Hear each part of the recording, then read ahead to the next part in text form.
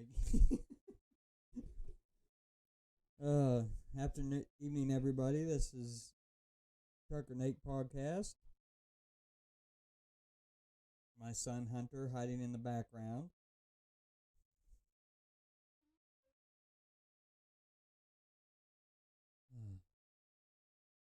Yes, he is that hyper all the time. So play your game. Love you. All right.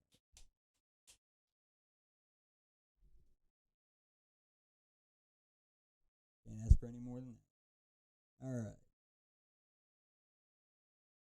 This evening on the news here, Candace Owens' court battle is officially over. Judge hands down ruling orders the loser to pay up. This is coming from the truedefender.com. Again, all the links are on my locals page. It'll be under Trucker Nate on locals.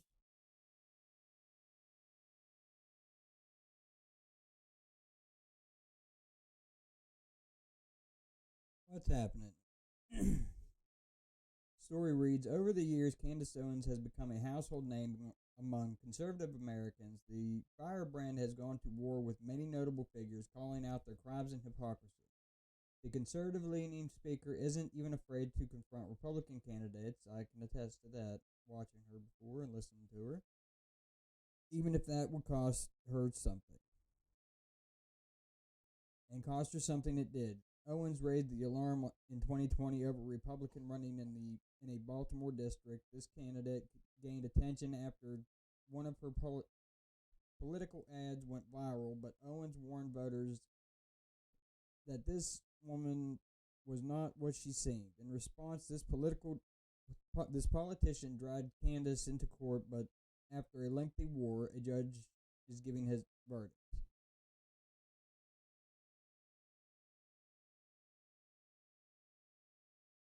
Candace Owens potentially shut down the political aspirations of Kimberly Clackett, weird name, anyway, who was running to flip the blue seat in Maryland. Clackett got attention after one of her campaign ads went viral, but Owens quickly threw water on her fire, saying Clackett wasn't trustworthy.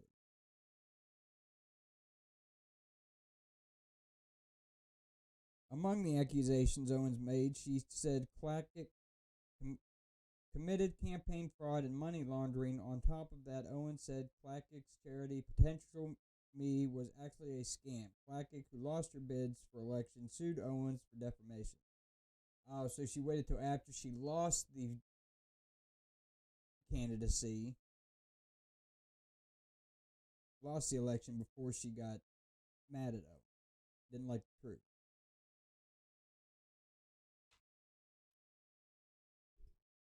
Yeah, you know. If you're gonna lie,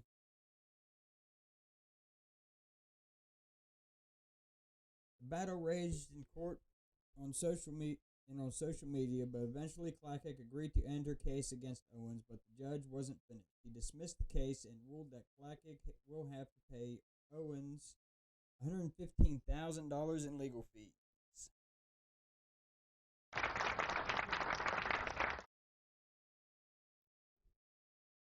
That's awesome. The battle raged in court and on social media, or sorry about that, I already read that one. I'm getting confused today. It's a Monday, can't you tell? Goes on to read, this is probably considered sweet justice for Owens, who is also a wife and mother. Sometimes conservative journalists are pressured to protect candidates just because they are Republicans. There are the temptations not to report on the facts in the hopes of getting more Republicans in office. Democrats might do that in the mainstream media, but honestly, journalists refuse.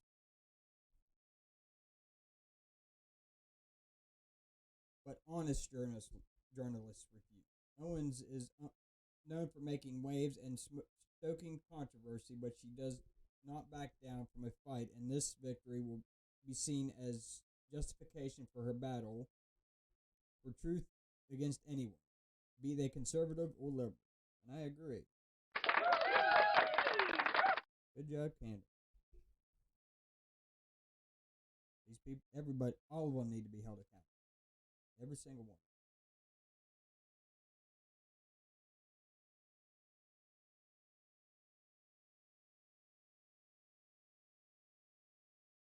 I applaud her for sticking to her gun.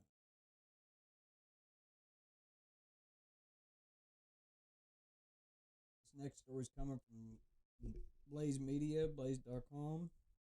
Says actor Scott Baio is leaving California selling $3.85 million mansion and pulls no punches explaining why. It reduces some spam policies. I know exactly why. Again, all these news articles are going to be available on my locals page. Locals.com/Trucker8. I think is how you look it up.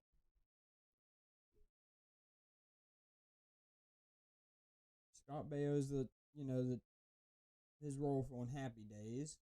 He announced he's leaving California.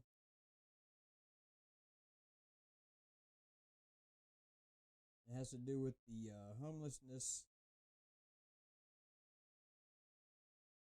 homeless service authority showing that there were nearly 70,000 homeless people in Los Angeles County alone. And 40,000 of them were in the city limit of Los Angeles. That's ridiculous. If Mr. Newsom wouldn't have made everything so expensive and impossible to live in California, people wouldn't be living in tents on the streets. It's a shame.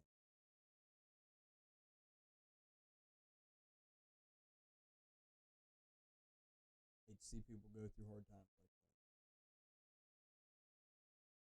This next one, some people are probably not going to like what I have to say on the matter, but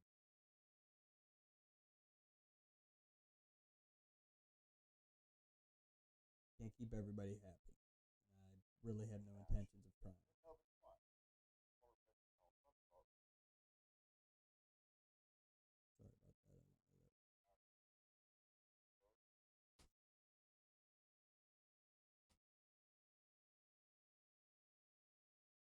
Next story is from WashingtonExaminer.com.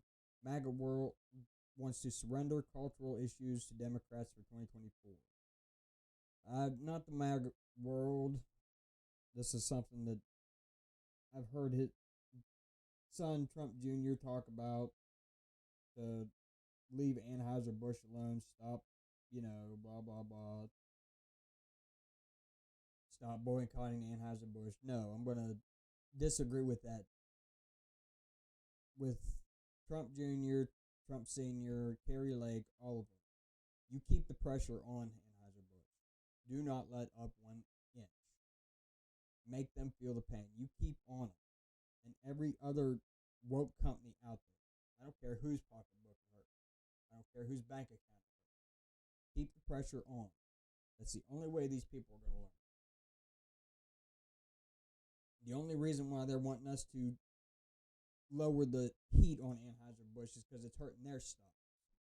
They shouldn't have any. They need to share their stock and get out of Anheuser-Busch if they're truly conservative and want to save this country. Sorry, but we have to make sacrifices.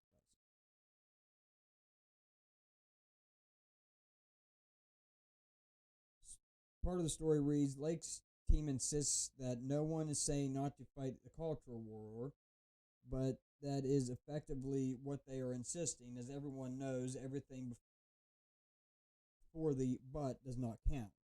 By telling conservatives to sideline the culture war for 2024, Lake's team is arguing to let the Democrats continue to set the cultural narratives at a time when conservatives are making breakthrough.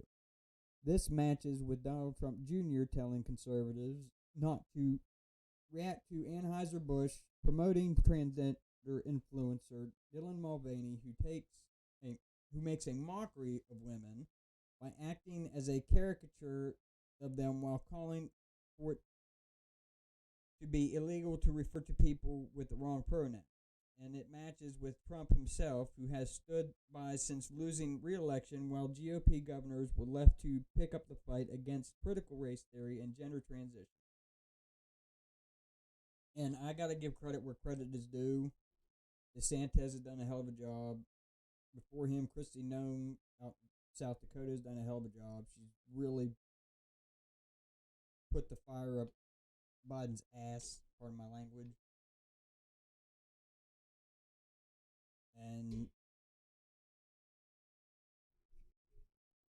a lot of the GOP members, especially the state elected officials, are really starting to put boots in asses, so to speak. You got such a strong Republican super majority in North Carolina. The Democratic governor can't do a damn thing. Can't even veto anything. Beautiful.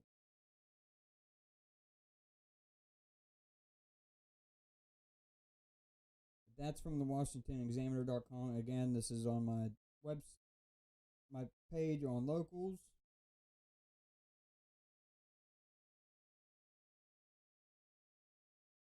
And the last one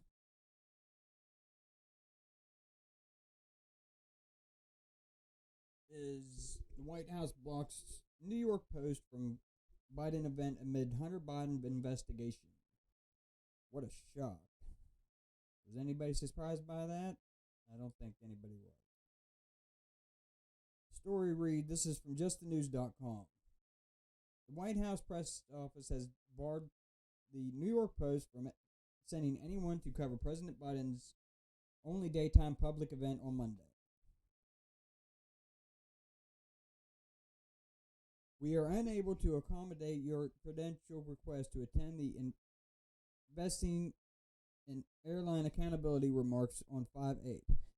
The office informed the Post via email. The remarks will be live streamed and can be viewed at whitehouse.gov. Thank you for understanding. We will let you know if a credential becomes available. In other words, we don't like the fact that you outed us, so you're not welcome in our house. Basically what that means. Which I think is pretty hilarious. I think they'd get over that by now, but considering he hasn't been convicted yet, I wouldn't get over it either. All right. That concludes the news for today. Now the rest of the Genesis, chapter 1, from the Old Testament of the Bible. And God called the dry land earth, and the gathering together of the waters called he seas. And God saw that it was good. And God said, let the earth bring forth grass, and herb yielding seed, and the fruit tree yielding fruit after his kind, whose seed in itself upon the earth, and it was so. And the earth brought forth grass and herb yielding seed after his kind, and the tree yielding fruit, whose seed was in itself after his kind. And God saw that it was good. And the evening and the morning were the third day. And God said, let there be lights in the firmament of the heaven to divide the day from the night, and let them be for signs and for seasons and for days and years.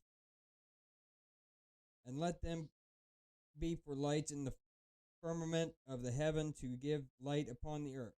And it was so. And God made two great lights, the greater light to rule the day, and the lesser light to rule the night. He made the stars also.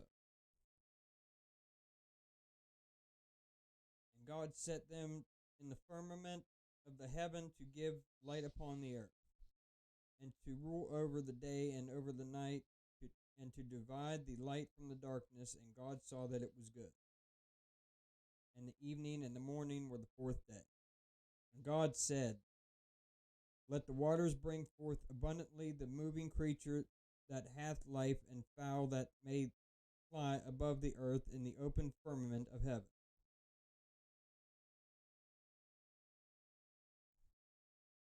And God created great whales and every living creature that moveth, which the waters brought forth abundantly after their kind, and every winged fowl after his kind. And God saw that it was good. And God blessed them, saying, Be fruitful and multiply, and fill the waters in the seas, and let fowl multiply in the earth. And evening and the morning were the fifth day. And God said, Let the earth bring forth living creature after his kind, cattle and creeping thing, and beast of the earth after his kind, and it was so. And God made the beast of the earth after his kind, and cattle after their kind, and everything that creepeth upon the earth after his kind, and God saw that it was good. And God said, Let us make man in our image, after our likeness, and let them have dominion over the fish of the sea, and over the fowl of the air, and over the cattle, and over all the earth, and over every creeping thing that creepeth upon the earth. So God created man in his own image. In the image of God created he him, male and female, created he them. Matt 19:4, Mark 10:6. And God blessed them. And God said unto them, Be fruitful and multiply, and replenish the earth, and subdue it, and have dominion over the fish of the sea, and over the fowl of the earth, of the air,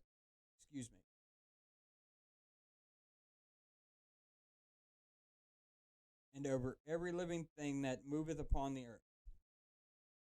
And God said, Behold, I have given you herb-bearing seed, which is upon the face of all the earth, and every tree in which is the fruit of a tree yielding seed. To you it shall be meat. And to every beast of the earth, and to every fowl of the air, and to everything that creepeth upon the earth, wherein there is life, I have given every green herb for meat, and it was so. And God saw that everything he had made, and behold, it was very good. And the evening and the morning were the sixth day. And that's the end of chapter 1, Genesis. Next time, whenever I come on, I'll read you Genesis 2, chapter 2. Until next time, this has been Trucker Nate, the Trucker Nate podcast. Your host, Trucker Nate. You can follow me on Twitter, Truth Social, Getter, Gab, all those social media sites at Nathaniel Lukoch. And locals, it's Trucker Nate is the page that I'm on. Again, all the links for the news that I read today will be on the my local site. And that's all I had for this evening. I hope you all enjoy your evening. Spend time with your family. Enjoy your dinner. We'll catch you guys next time. Take care.